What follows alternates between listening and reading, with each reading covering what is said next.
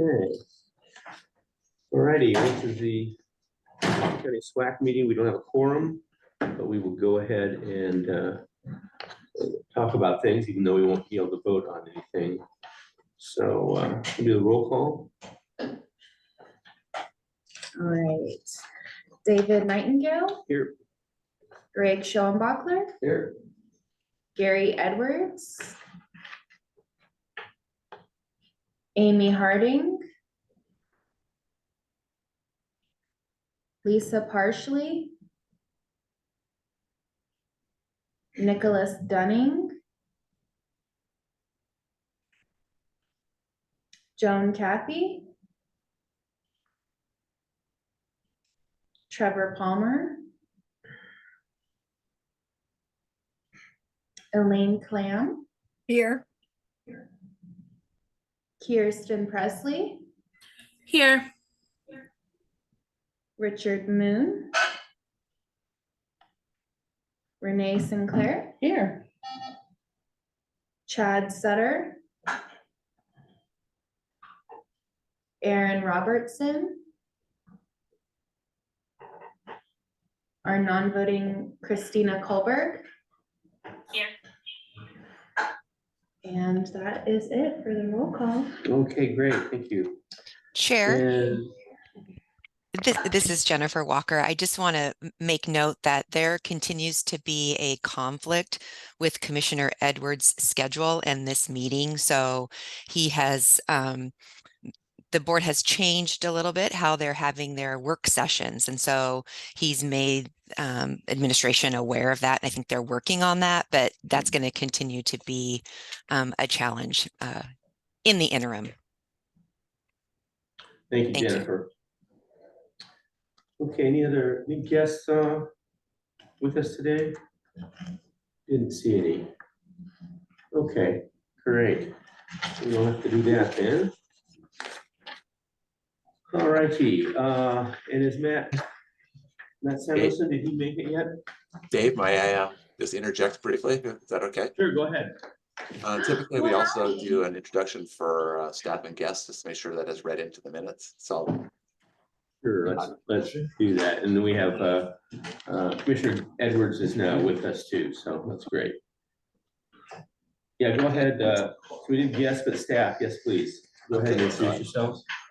no one here in there. So we have Amanda Romero is in the room with you.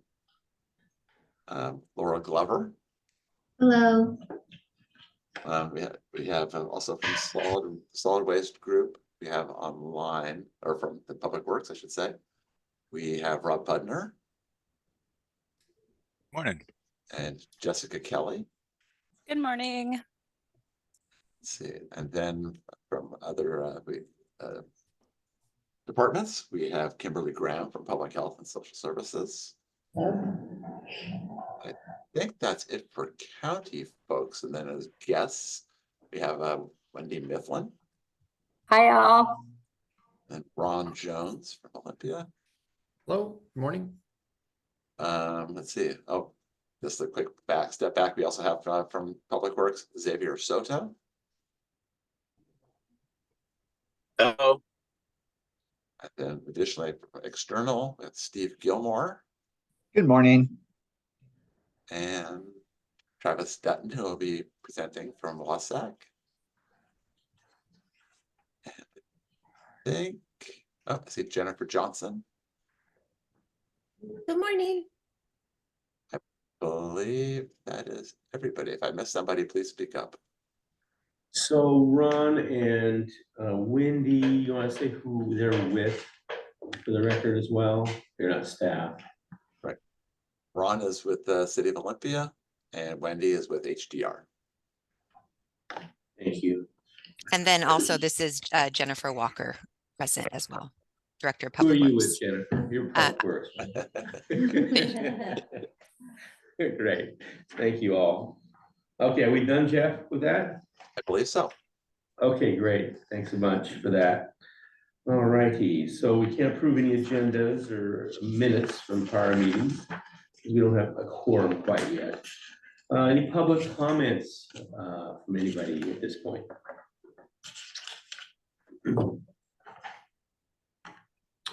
Hearing none, we will move forward.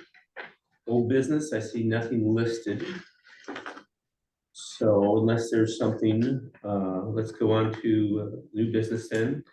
So we've got Travis with Washington State Association of Counties. Always great to have you, Travis. You can give us the post-legislative wrap up. Yep, sounds good. I'll share my screen and jump right in and trying to remember. I was looking through this morning and I feel like I've talked to you guys quite a bit, and I want to make sure I'm covering useful information and not just repeating this stuff every time, but all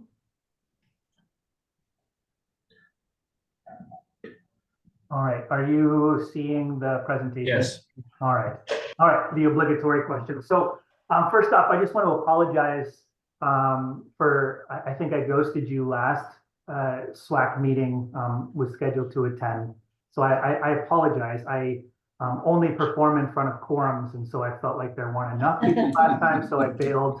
I'm here this time, so I may as well finish, but no, I apologize. So thank you for the opportunity to come back and talk to you. For those that don't know me, my name is Travis Dutton. I'm a policy analyst with the Washington State Association of Counties.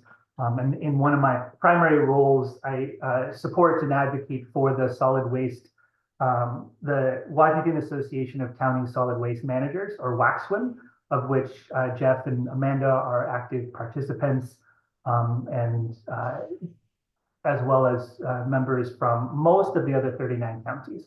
So gonna give folks just a quick overview of what happened for counties in the solid waste perspective in 2024. And given there's quite a few subject matter experts in the room who participated or worked on a lot of this as well, we'll welcome or invite additional information.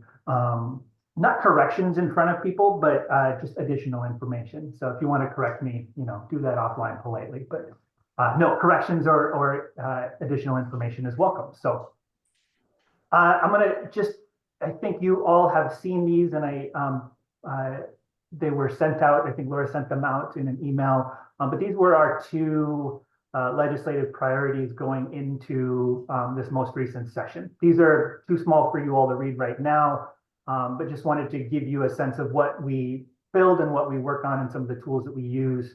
But our priorities this year were to go into the session trying to take the momentum around some of the extended producer responsibility for packaging and paper products, as well as some other materials and some difficult to process materials, and really try to work it into something that works for counties. Primarily, what counties need to be able to see or want to be able to see is that an EPR program that truly improves the services that exist now, expand those services to more people, create more opportunities to capture and recycle a larger number of products, and reduce the cost that counties bear to manage those programs as well. The other, and we'll talk about that when we go over some of the bills, a little bit more how that landed. But these are there for your review if you would like. The other one is just sustainable environmental program, which is a fancy way of saying we need money. We need money for just about everything that counties do, from deferred maintenance on critical infrastructure, to outreach and education programs, to landfill gas methane management, just everywhere, or household hazardous waste, everywhere that we work, there needs to be funding. Our two primary sources of tip fees and local solid waste financial assistance grants depend upon things being thrown away and depend upon people using fossil fuels, both of which are very active targets for the state legislature. So when our funding depends, when our very undiversified funding depends very heavily on the behaviors and world that we're trying to avoid, we need to find some better solutions. So those were our two big priorities this year, and where we spent all of our energy talking, as well as being responsive to some of the other legislation that came through. I'm going to stop and just ask if Jeff, was there anything you wanted to add or anything that stood out that you want to make sure gets covered in the in this meeting based on these two talking points? I don't think I have anything else to add. I don't believe so. Great. All right. So I'm going to go over the solid waste bills. You can see the skulls is a system I'm sticking with. The skulls indicate bills that died. So this year we had the REWRAP Act, which was a product stewardship program for paper or for plastic packaging and printed paper products.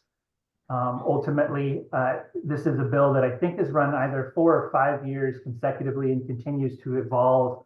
But this bill was something that didn't quite make it through. This being a short session, there was a limited capacity in both the Senate and the House from a time standpoint, but there were some other bills that came up as priorities. So while we have a largely Democratic legislative representation, the other side, the Republicans, have the opportunity to sort of narrow that pinch point for some things. And this is one of those bills where it came down to REWRAP Act and some other issues related to housing and police pursuit. And ultimately, this was not the bill that went through because those other bills ended up being higher priority as well. That's not the only reason it didn't pass, but that was one big block to its momentum. And we anticipate seeing it again and are really continuing to work on making sure it's framed in a way that counties see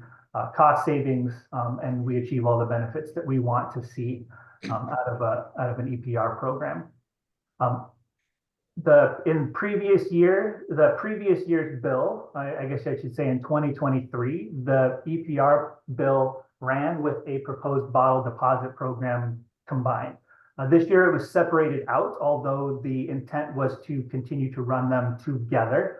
And that at points during session, it was both run or none run.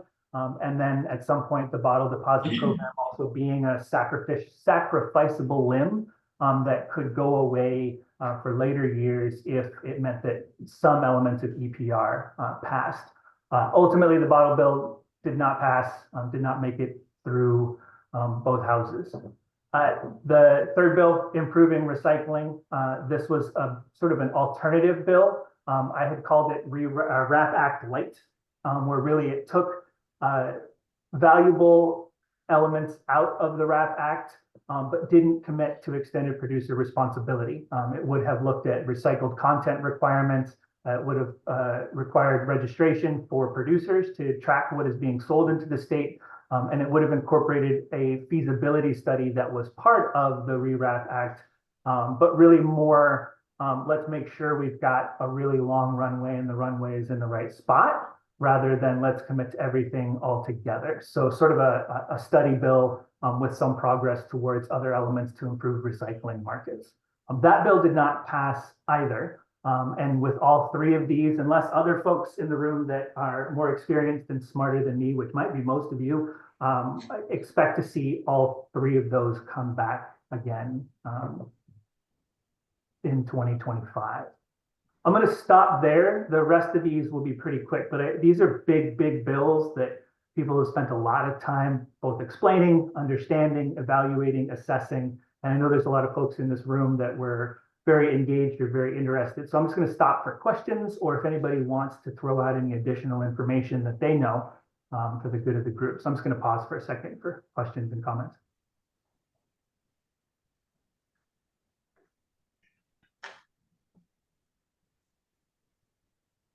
All right, not seeing anything. Great. There was an organics bill that passed this year. It started off quite broad. We took a look at it during the interim last year. And the goal here was to build on the Organics Management Act that passed a couple of years ago that works towards requiring composting or food waste collection, incentivizing the development of compost producers and markets. This bill sought to provide some funding or to make it more economically feasible. At one point, it had pretty large procurement requirements for counties. We would have had to buy quite a bit of compost. Ultimately, we asked and got that removed because it really would have had the market depending upon a county's ability to purchase that amount of compost. The alternative was to basically pay into a fund the equivalent of what you would have had to purchase in order to fund these programs. So that was removed. to our benefit. There was also some labeling requirements around carts, color requirements. There was also some service level frequency that we worked on to try and make it a little bit more feasible, especially for counties that in the winter time don't provide frequent or regular composting yard waste collection pickup because it's winter, it's frozen, it's not able to do so. So we were able to get the service requirements to a place where we are happy with. I think it will require any county to provide regular service. So depending on which county you're in, regular could mean monthly, or it could mean every week, or somewhere in between. Ultimately, the funding that was in here for counties, it did include a lot of funding that would have been available to both counties, nonprofit organizations, and food donation and food rescue organizations. Ultimately, this landed on the funding being available for the food rescue organizations, and nothing was really left in here for counties. Some of that is related to the Climate Commitment Act. If folks know, there's a ongoing conversation, and there was a people's initiative to repeal the fuel tax or the fee on gasoline in the state related to the Climate Commitment Act. So I think there's some hesitancy to commit a lot of those dollars to programs like organics without certainty that it's going to pass or be in place after the vote comes in later this year. So we'll continue to work. Right now. The organics requirements are largely unfunded for counties. And so we're going to continue to look for funding opportunities and other ways to help buy down or reduce the cost impact that ratepayers will see once organic programs are rolled out. There was another bill for dilapidated RVs, which would have expanded the current RV program to somebody that had an RV that was no longer in usable condition or no longer needed. And it would have provided grant funding for transportation and disposal. We worked quite a bit on this bill. It was something that Senator Mazzal from the San Juan County area wanted to put forward. And we worked on it with them, really wanting to make sure that counties weren't going to be the primary receiver of RVs because there is such a large private, not large, but there are private facilities that will take RVs or just requiring counties to get set up to be able to take those RVs and all of the hazardous waste and all of the space issues that come with it. I'm assuming we'll see some more RV related bills. And we will hopefully work with Senator Mazzal on this one a little bit more. But I do think that there's going to be more opportunity for us to talk about funding for both litter, RVs, and some of the other things that are on our plate as well. So that one did not pass. There was a Mercury Lights EPR bill that took the current Mercury Light collection program, which has when you buy a mercury containing bulb at the store, there's an eco fee attached to that that's meant to fund the collection and processing of that mercury bulb at the end of its life. This program, I need to go back and sorry, should have looked at the date that this starts, but eventually that eco fee will go away and it will become a Mercury Light producer funded program. And it also prohibits the sale of certain types of mercury bulbs in the state after, I want to say 2030. But really this will extend the existing Mercury Lights program and more aggressively phase out EPR. And we might see, if for those of you that are still buying Mercury Lights, you'll see that eco fee go away. There was a bill that did not make it that was an EPR program. So again, a producer funded program for the harmful gases that are in certain appliances, whether it's refrigerants, the gases that are in the foam inside of certain types of insulated appliances, and really make it sort of a bounty program similar to car batteries where an organization, a county or a private facility collecting off gas or releasing the gas from the appliances into appropriate storage will be able to sell that back to the producer. So this was the first run at this one. There was going to be a more broad all appliances EPR program, but they focused mostly in on gas. And so we're expecting to see this one come back again. Ultimately, we supported that one. It would not have changed county requirements, and it would have ensured that counties were receiving money back for the work that they were doing so that they were fully funded on that front. And the last one that came up was an illegal dumping bill. This was actually brought forward by Weyerhaeuser because they were tired of people illegally dumping on their land. And then the current enforcement structure being something that had to have court hearings. And I'm sure all of you are aware at the backlog of court cases and court hearings and court capacity. So none of those funds for cleanup were ever actually making it out because it was very difficult to enforce and see the crime through. So it changed the structure or the classification of illegal dumping to something that is more of a ticketable offense on the spot without requiring a court hearing or engaging with the court system. And so ultimately, it was also looking to expand to boats that were abandoned on public or private land.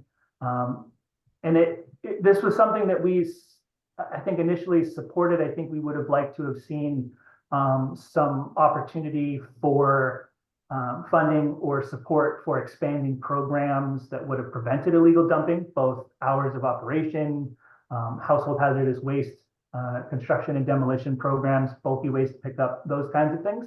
But ultimately, it landed with just a change in the structure for how illegal dumping is ticketed, but doesn't really seek any or create any larger, broader benefits for counties. I'm going to stop there. I've got one more slide. I just wanted to cover some of the other activities that we have been and will be working on, but I'm going to stop there for a second and see if there's any questions or additional information that folks want to share.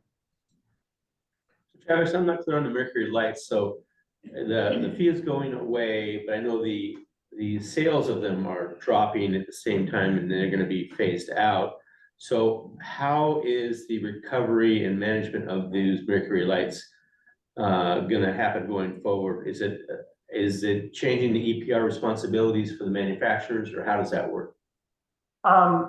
That's a good question, and that was some confusion that came up. Is if nobody's buying EPR, if I understand your question, if nobody's buying EPR, if nobody's buying Mercury bulbs, how will there be revenue to support that program? Is that the gist? Yeah. Okay. So that's a question, and what we've taken a look at is that there's supposed to be Ecology is going to be working on this, but essentially it gives Ecology the power or authority to increase or make adjustments to those eco fees to help start building up a base of revenue or a funding account that will be able to fund this program going forward.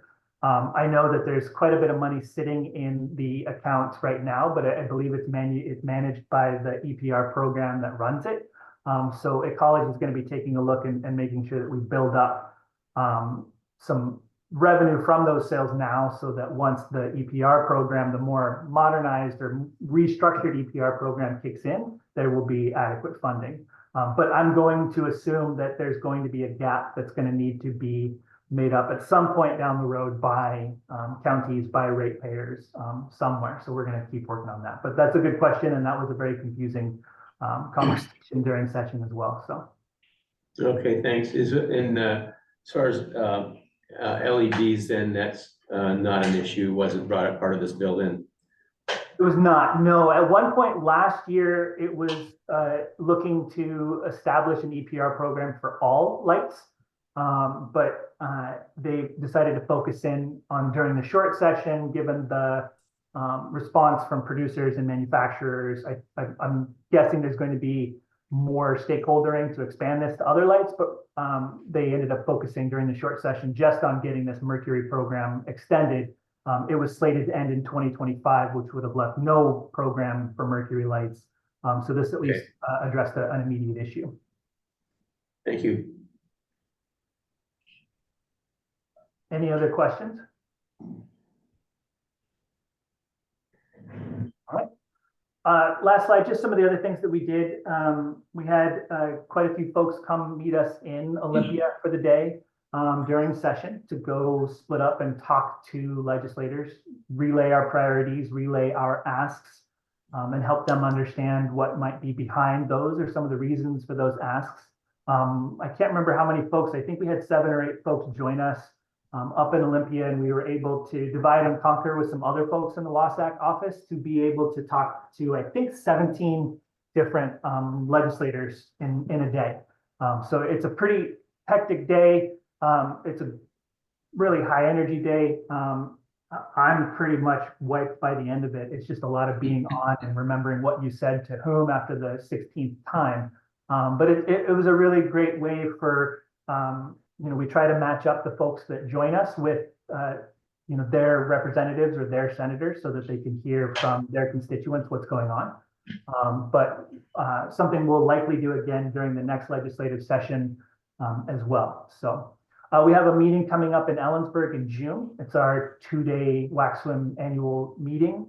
We'll just be, discussing and reevaluating our legislative priorities, taking a look at some funding structures, and covering just a list of topics, but really spending a lot of time for each of the solid waste managers to share what they have going on, share knowledge, experiences, network, and work with each other to solve some shared issues.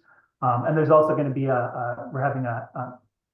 we're adding a little bit of an informal landfill management forum for those counties that both manage, or for counties that manage either active landfills, which there's not very many, or closed landfills, just again for the opportunity to network and share experiences.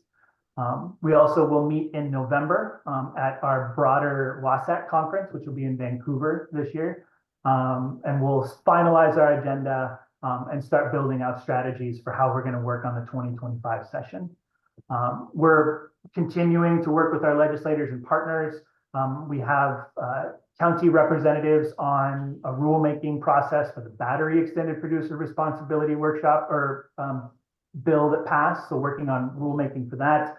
We have a compostable representatives on a compostable products advisory committee from last session that's going to be identifying how compostable products are managed in the state of Washington. Both of those are being run by the Department of Ecology. And we have 2 members on each of those. There's also conversations around household hazardous waste extended producer responsibility that we have representatives on as well. And there's a few other committees, but those are the ones that pop up off the top of my head. And then lastly, we're going to continue preparing for 2025. We sort of know what's coming and hopefully be able to work with, ecology, work with the environmental groups, work with the private service providers, and try and see if we can make any of the proposed legislation work in a way that everybody benefits. So. And that is the end of my slideshow. If there are any other questions, conversation topics, amusing anecdotes that anybody wants to share, I'll turn this back over to you. Great, thank you very much, Travis. Appreciate that. Are you Matt? I am. Okay. Why don't we go and we can make a presentation today, Matt, about anything or not? No. Just an Okay. introduction. Okay. Yeah. Okay, want to introduce yourself real quick then? Sure, you bet. I'm Matt Samuelson. I'm the new capital projects manager too, and focus on solid waste facilities. It's day 11, so I just figured out where they kept pencils, right? Yes, I'm a little late. I was actually had that commission introduction thing this morning, but I spent 25 years in public power for Mason County and Lewis County, managing power supply and energy services departments. So I've got a lot of crossover, right here, and familiarity with a lot of the processes and whatnot, but really looking forward to finally actually getting to put my head down and figure out which direction we're going and help out. Great, well, welcome. Thank you for being here. All righty, so next we've got Kimberly Graham. And why don't you take it away, Kimberly?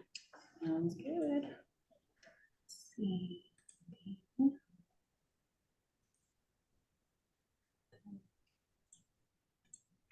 There you go. Where's the advance button on It this? should be on the right side of the screen. Just Right down. It should be here. Oh, Okay, there we go. There we Yeah. go. All right, so yeah, I'm Kim Graham with Thurston County Environmental Health. I am with the Solid and Hazardous Waste Program, and I am the project manager for our hazardous waste management plan update. So first off, our current plan is from 2014. That's when it was last finalized. So going on 10 years now, definitely time for an update, get some eyes on that and see what's new. In late 23, we issued an RFP and selected HDR as our contractor to assist us with this update. So with that, I will pass it over to Wendy. Hi all, Wendy Mifflin with HDR. So I'm back at you again with another plan update. So get ready. Little bit of the regulatory requirements for a hazardous waste management plan. Thurston County did their solid waste management plan update, and it was finalized in 2021, 2022. And at that time, they had separate plans, one for solid waste management, one for hazardous waste management. And going through that update, it was determined to keep the two plans separate. In Washington State, there are only, I believe, two plans that are currently separate, which is Thurston County and King County. And so this will be a little bit different operation than what we did with the solid waste management plan, but I think it should be fun. Under regulatory requirements, there are really three regulatory requirements for updating a hazardous waste management plan.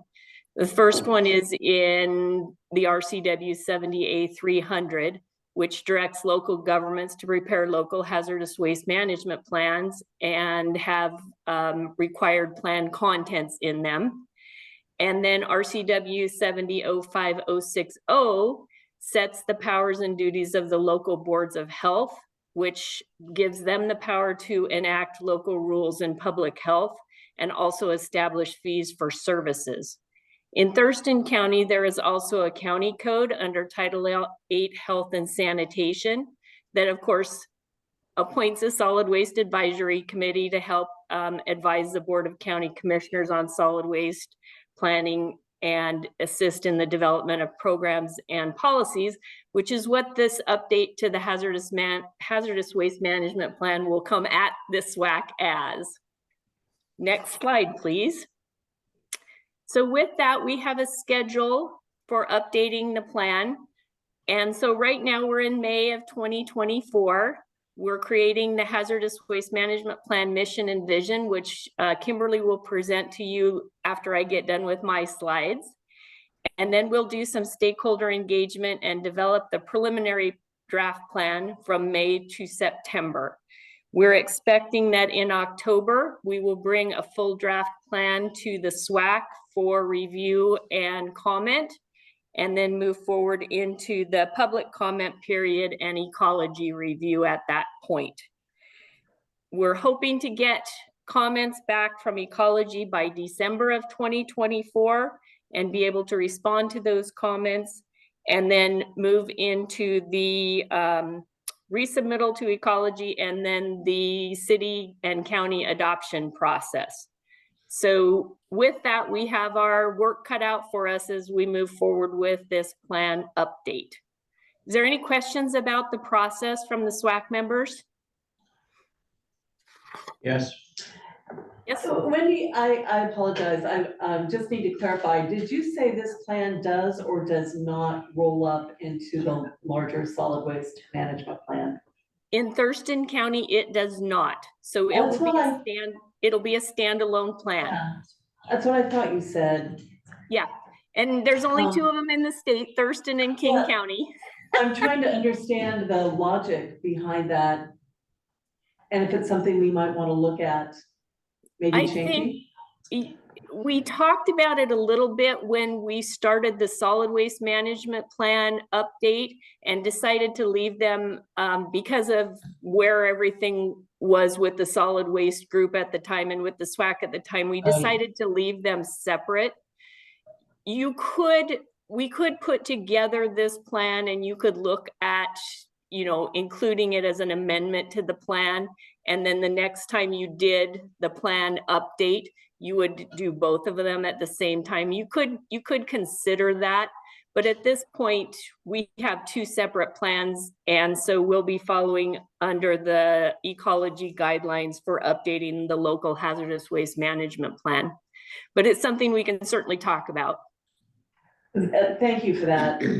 and I don't mind doing them separately because they're both pretty big issues, but it seems like they're absolutely related and there might be some logic in connecting them at some point. Yeah, I'll just put it, I mean, I have a very long history with these particular plans. Actually wrote some of the first plans in the state. And originally, these were not integrated. Every county developed a plan that was separate from the solid waste plan, but had to connect somehow. And, you know, funding sources are often the same. And then it was allowed then later on to combine them with the solid waste plan. And most counties have chosen to do that and some have not. And Thurston. it's sort of an evolution, and actually a lot of the issues that came out really of the household hazardous waste arena, like extended producer responsibility, have now become mainstream in the solid waste field. And so it's just an evolution, and I think there's advantages and disadvantages to going both ways. And I don't, and as you say, there's obviously real tight connections in some areas. So it's not right or wrong to have them part of or separate. There's just different ways of going about the same thing. And I'll address that a little bit too, Dave. So in 2014, when the last plan was done, the county was really involved in doing site hazard assessments. And that program and process drove the 2014 plan. The ecology funding for that has pretty much dried up. And so most of that program has been integrated into hazardous waste management plans. So that's why the plans were separate the last time it was done. Okay, moving on then. Next slide. So a little bit of an outline of what the hazardous waste management plan is going to look like when the draft comes to the SWAC. The first thing you're going to see in it is an executive summary, which will also be a story map. So we're going to put together a really exciting, we'll call it a story map, but a really illustrated upfront executive summary that can be used for public education and outreach, not only for the environmental health group, but also the solid waste group. That seems to be missing right now with a lot of the education and outreach for some of the hazardous waste programs. So that's one of the things that the environmental health group really wanted to see, is something that was user-friendly, could be taken as an educational tool out to the public. The reason we're doing it this way is because ecology has some pretty prescriptive guidelines of what a hazardous waste management plan needs to look like. And so we have to follow that in order to get through the approval process, but bringing a story map forward will help with items that the county wanted to look at for education and outreach purposes. We'll do a chapter on introduction and background, which will be really similar to what you see in the solid waste management plan. We'll talk about the SWAC, we'll talk about who's involved in the plan, we'll talk a little bit about the regulatory requirements. Our next chapter will be waste stream, and so we'll take a look at the waste stream inventory. You're very lucky in this county because we recently did a waste characterization study, and we have information on what was left in the waste stream hazardous waste-wise from that 4-season sort. So that will really help us a lot. Ecology is also doing a lot of waste characterization statewide, and so we can use that information as well. We'll also look at population, and then we'll come up with a hazardous waste generation rate, and also look at the business hazardous waste generation, the household substances list, and then some eligible zone designations. We have to put in zone designations where facilities can potentially be permitted that want to handle moderate risk waste collection and disposal. Actually, that was originally for not moderate waste, but fully regulated hazardous waste siting. Yeah. Has that changed? We're going to look at that a little bit because there's not very many of these plans out there anymore. So that's one of the things that we're going to talk to Ecology about. Ecology is in the process of updating their planning guidelines. And they haven't, and I think ecology's on this call as well. And I don't think they've completed that. So there's probably going to be some items that we need to discuss with ecology as we move forward on this plan update. I think we'll fall right in the middle of their planning requirements update. So Yeah, originally we'll it have wasn't that. it wasn't for moderate waste facilities because they're not regulated as hazardous waste. It was just for, it was for like hazardous waste incinerators, hazardous waste landfills. That sort of thing was the original intent for that. Yep. So we're going to have to work with ecology on what they're doing with the guidelines updates for the planning updates. Then we're going to look at existing conditions.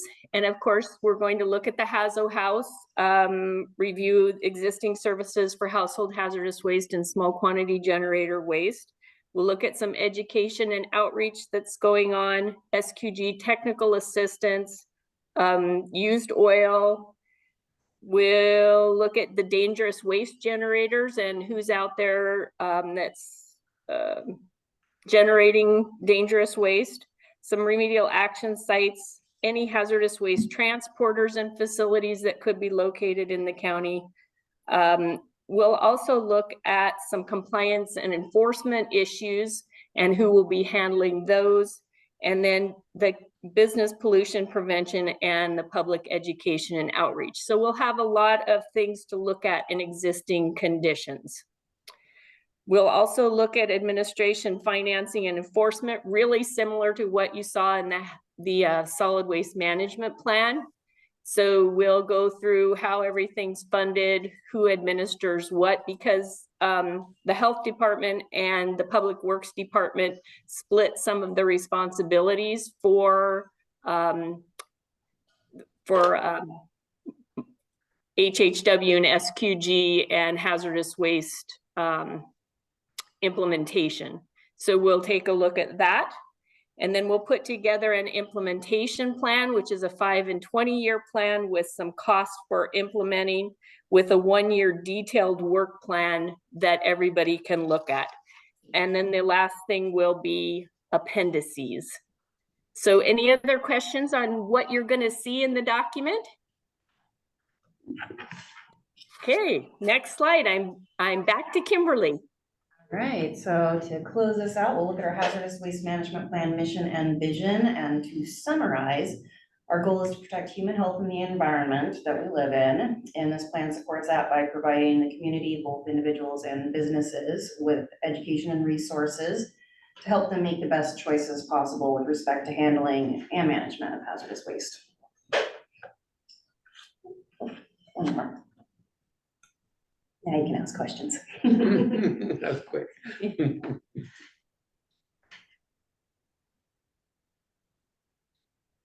Is there any, I just wondering about service level studies? Is that any part of what you're thinking about doing, Wendy, in your work? We're going to take a look at it. So we've been talking to Kimberly about doing some stakeholder outreach on this project. And one of the things that we're looking at is doing some intercept surveys, maybe at the Wark and potentially at Rainier and Rochester too, to see if we can get some public input as to what services they would like to see at the hazardous waste facility. But also one of the things that we talked to the county about was how do we get the message out there that you have a Hazo House, a beautiful Hazo House, and how do we make sure that everybody knows, you know, here's the service, here's the hours. So we're talking to environmental health about maybe doing some intercept surveys, maybe an online type survey. And we'll look at that with them in the month of May and see how they want to move forward with that. But other than that, you already did maybe a year and a half ago or so some kind of surveys about, and I think, you know, HHW organics I think came as the top 2 things. So this kind of a follow-up to that then, is that what you're thinking?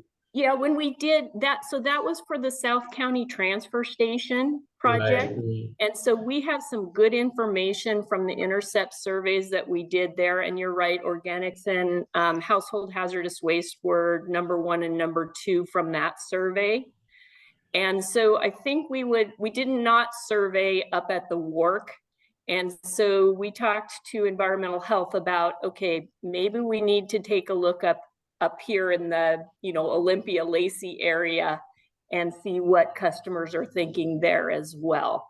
But you're right, we have good information from the intercept surveys that we did.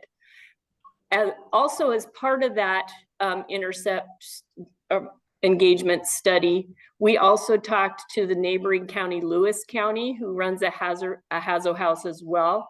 We have some good information from them. We also talked to Waste Connections and Republic Services as part of that study. So, we got some really good stakeholder engagement information from that study.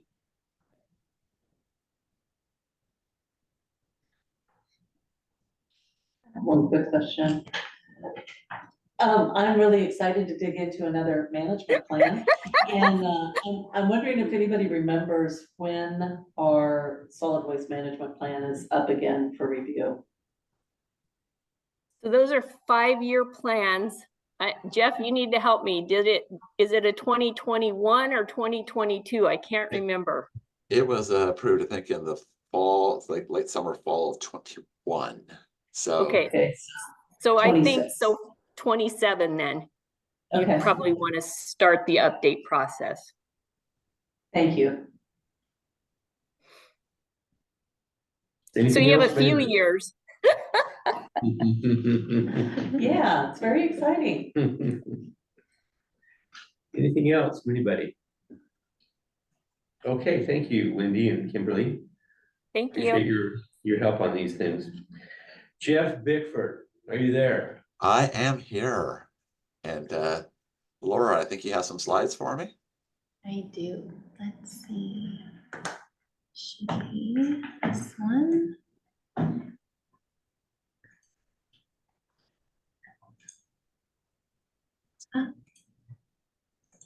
There we go. There we go. Okay, that's our intro slide. We got look, we have 5 still active projects. You'll notice from the last time that we did this presentation, which I think was in February, we have several that dropped off. The Flare project, our SCADA project, both have dropped off that because they've been completed at the end of last year. So those are done. So let's go to the next slide. We'll talk about what's still active. The pump system upgrade out here at the Waste and Recovery Center. This as a reminder, we're repairing, there's a myriad of pumps and valves that are out here at the Waste and Recovery Center for our stormwater system, our leachate collection system, our basic wastewater that comes from the operations here, like for example restrooms, as well as our landfill gas condensate collection. So most of those, a lot of the infrastructure on that are 24 years old, and we have had over a number of years, number of pumps that have been failing. So this project was a very large one, going through and upgrading a lot of that infrastructure. We are just about completed. We're just waiting on a couple of items of hardware that have been delayed. Otherwise, it would have been finished by now. So it's a supply chain issue on some slide gates for our stormwater system and a couple other small parts. We do anticipate, hopefully, again, assuming that they come in as they've told us they're going to come in, that we should wrap this project up by late July, hopefully. So I'm excited to get that done. It's been a couple-year process, but yeah, it's nice to have the hardware fixed and replaced. The other thing is that we had a couple of faults that required confined space entry that we had updated and changed to move those valves and pumps up to So they were more shallow, so we can avoid having to go into manholes. That's something that we try to do as little as possible from a safety perspective. Next slide. So this is for the master plan, which is the work reconfiguration that we've been speaking about. If you recall the last update, we had received a basis of design study, but based upon that initial look, that if you recall that this was going to be looking at expanding the existing transfer station building and adding on to that.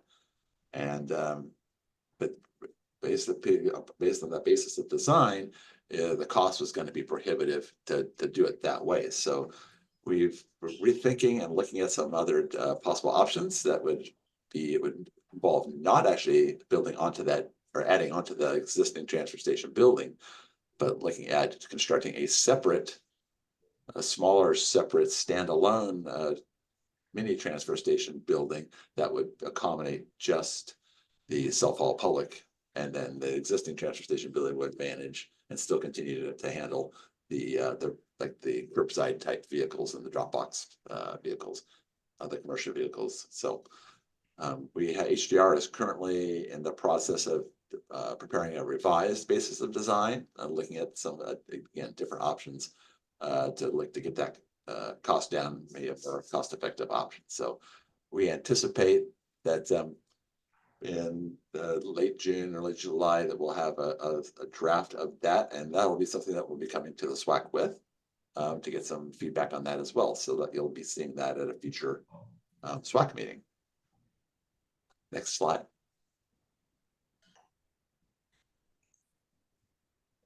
For the Rainier and Rochester, as you recall, the original concept of, we were looking back after the I think it was 2018 study that recommended that we needed additional upgrades there because we have capacity and the facilities were lacking in space and some other appurtenances. Based upon the initial design concepts, it came to a substantive amount of dollars that was concerned that why we should look at what if we were to develop a new South County transfer station. So we have put the other projects at those two sites on hold, but in the interim, we have been performing some smaller projects at those two sites. As mentioned, we did some security camera upgrades that were completed there last year. And then we're constructing these break buildings. There's a picture like you see right there. There's one at each Rainier and Rochester. We just had the final electrical inspection yesterday, and I think we have a punch list of maybe a couple items, and basically shortly they'll be occupiable. And what this is, it's an 8x20 building. Basically, it's climate controlled, so heat and air conditioning, which would be a plus for our staff because they're basically outside all day. Part of the impetus behind these were our toll houses at those two locations were very small. You had the location, half of it was where they had the computer and they managed the money and that aspect. There was a restroom, very small restroom, and in that restroom was also the fridge and microwave as it was served as a dual restroom, lunchroom, and there was no other location for people to take breaks or eat their lunch.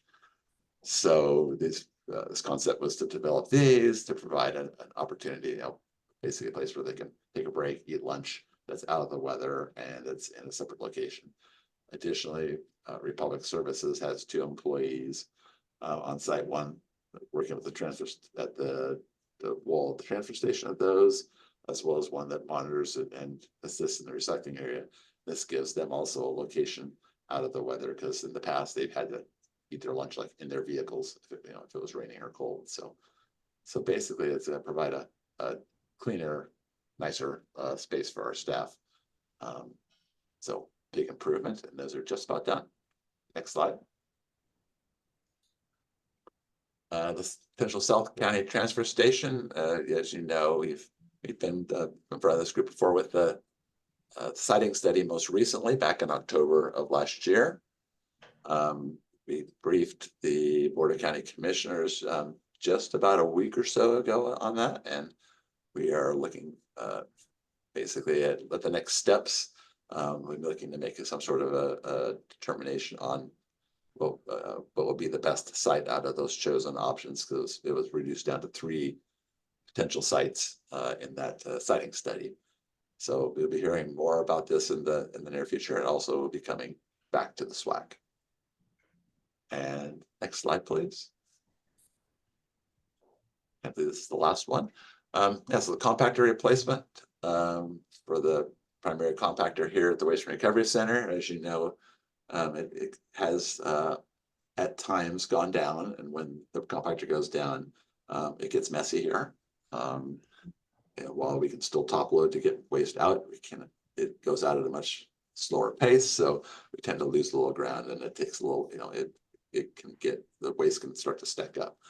So we put out a request for proposals over the winter. We received those proposals on February 13th specifically. We reviewed it, and basically the winning proposer, though there was only one, was SSI, which is the maker of the compactor we currently have. Based upon the costing of that, though, the dollar amount was more than what we currently had in our CIP for this project. So there's currently a request for supplemental funding that will need to be taken to the Board of County Commissioners. And my understanding as it goes, it will be there, I believe, at the beginning of June now for that further consideration. So once that occurs, we can move forward with developing it, assuming that is approved. Assumption, of course, then we would go forward with getting the contract together for that, and then moving forward with procurement, which my understanding, once they have a contract, it's about a 9-month turnaround or so for actually having it built and then delivered. So that would put us into about this time next year or so. And I think that was the last of those. So I don't know if anybody has any questions on any of those items. I know you've heard about them before, so. But all right. All right, lacking that, I guess I'm up again. You are. And I will be brief. I only have a couple items. First off, I want to make sure everybody has, you may or may not have heard, but I hope you have, is we on Saturday, May 4th, this coming Saturday, is we are sponsoring a compost giveaway. We're basically hosting it's a free compost giveaway event for county residents this Saturday. The event's being held over here at the Hawks Prairie Park and Ride lot, which is basically it's intercity transit. They have a large park and ride lot adjacent. It's actually on property of the Waste Recovery Center here, just right off of Hogan Bay. So, but it'll be in that parking lot because it won't have sufficient space to, in case we have to queue people up. The time for that is between 11 a.m. and 2 p.m. Basically, community members are welcome to come out, but they'll need to self-load up to 1/2 cubic yard of material of the compost. So they need to bring a shovel and be prepared to load their own material into their vehicles. So they need to do that themselves. This event is in partnership with Brady Trucking, easy for me to say, Intercity Transit, and the Master Recycler Composter Program for Thurston County. Pre-registration is required by completing a form found on this website, or by calling this number 360-867-2491. And really the primary reason for that, and I'll go back, is if a person shows up without having done that, we will actually have forms there on site that they'll still need to fill out. And basically it's a release of liability form that people are signing to take the compost. So if they can do it ahead of time, it just speeds things up. But if an individual shows up, we'll have a way to be able to take care of that as well. And it's while supplies last. And so again, I mentioned that the compost itself is actually offered at the event. It's provided by Brady Trucking, which, as you know, is out of Shelton, is where our organics for here that's collected here at the work go to for composting. So then they're donating it to help celebrate Earth Day, which was just a little more than a week ago, April 22nd. as well as the International Compost Awareness Week, which is May 5th through 11th. That's actually next week. So this ties in with that event. So anyway, hope you all go out and get yourself some compost for your garden. You know, if you want to just bring 5-gallon buckets or however you'd like to do it. Again, it's while supplies last. And if for some reason folks don't use it all up, the Master Recycler Composter Group is gladly going to use it in our park here that's adjacent to my office right here. So in closed loop park, so they have more than enough usage in the gardens there. So come one way or another, it'll all get used. And matter of fact,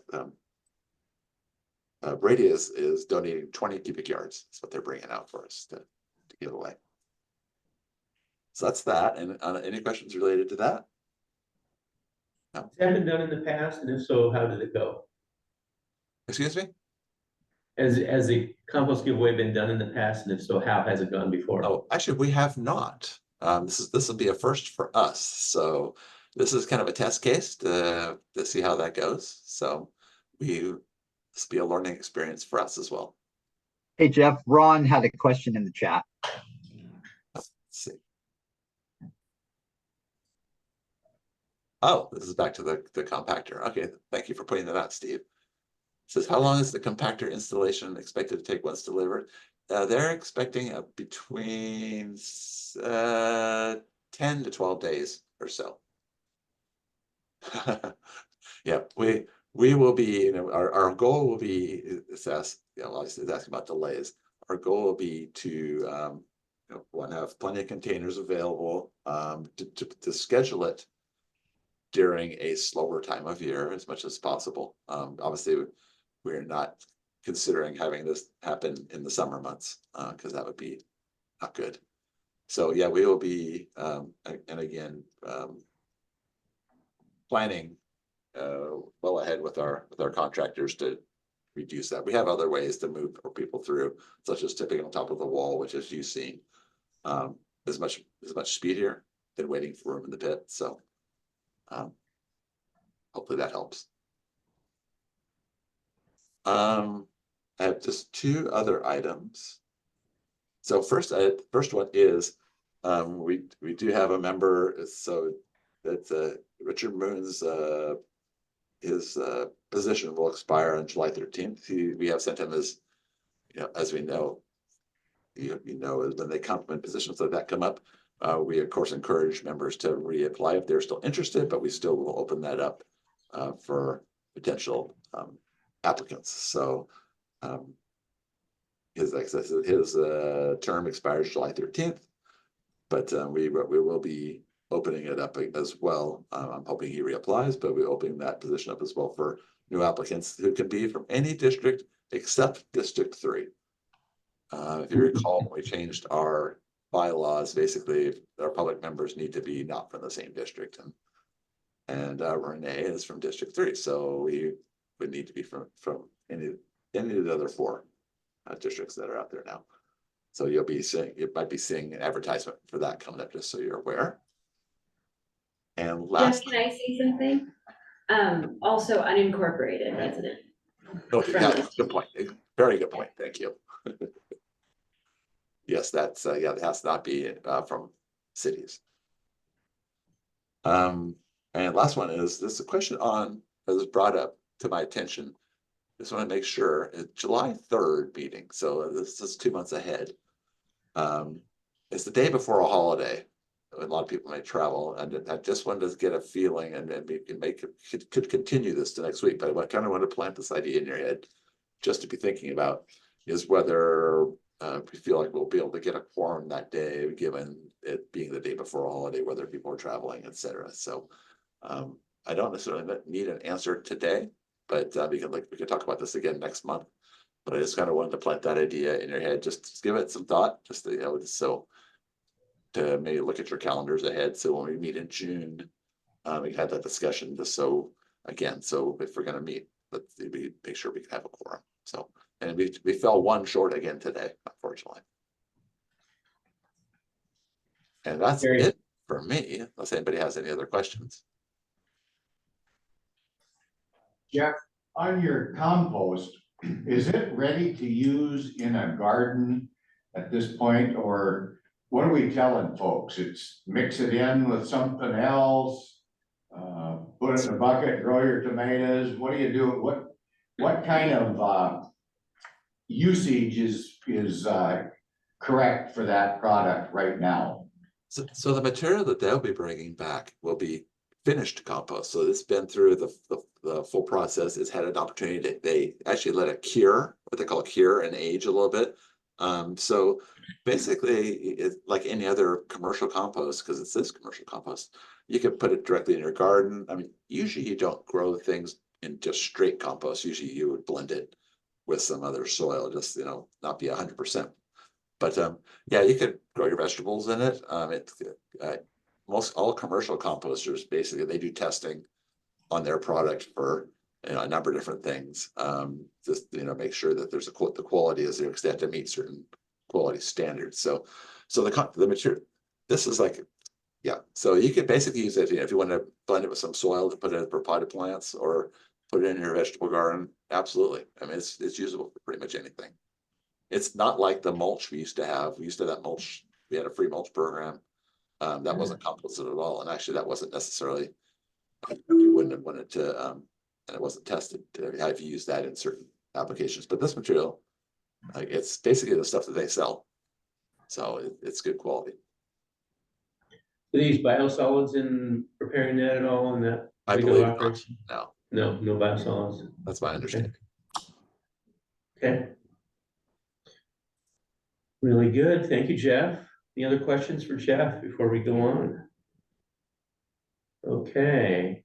All right. Well, let's do a roundtable for members online. Anybody online have something they want to share? Questions or issues? I see one hand. Steve, is that still, you have some? Yeah, No. so just wanted to give everyone a brief update. For the last 3 days at the Roosevelt Regional Landfill, we've been actually attempting to use a pilot project for an EV truck. So currently the trucks that are going up and down the hill are diesel trucks. We actually have an EV truck from Peterbilt that's about 80,000 GVW, which is gross vehicle weight. It is able to go up the hill at 30 miles an hour. Pulling lighter loads, but we believe we can get it up to 105.5, which is the normal, you know, weights that we use. We anticipate testing it a couple of different times throughout the different seasons, but we hope to have a full EV operation going up and down the hill starting next year. So using the landfill gas to power that in? No, actually the RNG is actually being sent right back here to Thurston County via the pipeline. So actually, if you have natural gas at your home, you're using methane when you cook your food or whatever else you're doing. Actually, I misspoke. I meant because I know they generate energy with landfill gas. Click at that PUD. Yes. So I'm guessing that, you know, there's a little bit of a closed loop there. It is a little bit of a closed loop. And the exciting thing is that we're also looking at a solar project as well. So there's a lot of tax incentives and benefits to actually do that. So it'll be fully circular. The site will be actually generating the electricity that we'll be using in the trucks. And it's really an exciting time for EV. And this is actually the first landfill in Republic's network that will actually be using EV. So it's pretty exciting. That's a pretty substantial hill they have to go up there. It's a grade. It's a grade. So typically our diesel trucks take that hill at 20 miles an hour. The EVs can take it at 30. So that will be basically an additional round per day that our trucks will be able to make. So from an efficiency standpoint, we'll be able to do more utilizing less diesel and greenhouse gas emissions. So it's an exciting time. The drivers will be loving those trucks because they are pretty cool. So yeah, more to come. Great. Thank you, Steve. Anybody else online, members online that have something to share? Anything? Okay, how about I actually do have. I actually do Go have ahead. one more, sorry. Sure, go All the ahead. plastic that is currently going to the WARC and the drop boxes are now being sent to our Polymer Center in Las Vegas. The first flake was delivered to Coca-Cola actually starting in March. So basically any of the plastic that's coming to Thurston County's transfer stations are now being turned right back into water bottles, and soda bottles are going right back on the shelves. So pretty exciting stuff. And we're building another one in Indianapolis, and likely going to be probably 7 total around the country. Nice, thank you. Anything else, Steve? I am done, I promise. Okay. Anyone else online? Okay, in the room? Any questions, comments, issues? No? This kind of reminds me hearing Steve talk is that, so we have some, newer members on the SWAC since we last did a series of tours. And actually, I haven't been on any of the tours because it was conflicted with me. So I'm interested in, having tours of Brady's, the WARC as well as the MRF. So I'd like to try to schedule those in the next couple months, maybe one a month for the next few months as the weather gets good, to, those kind of 3 facilities and see who all wants to go. But it always makes, for me, it always makes so much more of an impression, and I have a more deep understanding of what this is all about and how it works by actually going and seeing and doing a tour. I would be more than willing to put together, like we did a few years ago, a tour to Roosevelt. As Renee can tell you, since she was on the bus, it is a 9-hour bus ride. It's a full day. So, it's a long day, but we can also do individual ones. So if I know some of you folks are going to be over like in the Tri-Cities tasting wine or something, we can throw a landfill tour as part of the wine tasting experience. So we're flexible and willing to do tours whenever people are interested in attending and going. Yeah, I've been there a few times, but it's been a few years. And that's certainly, it takes a little more dedication, it takes a long day's work, but it's worthwhile if you can find the time.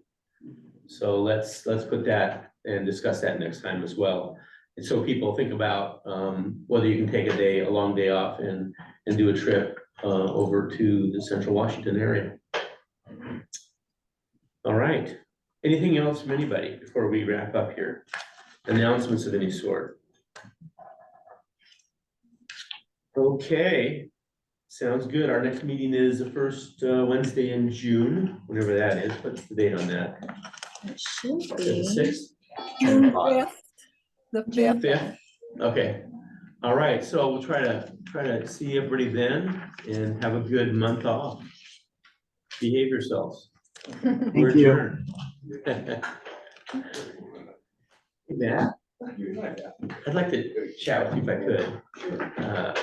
Listen. Welcome.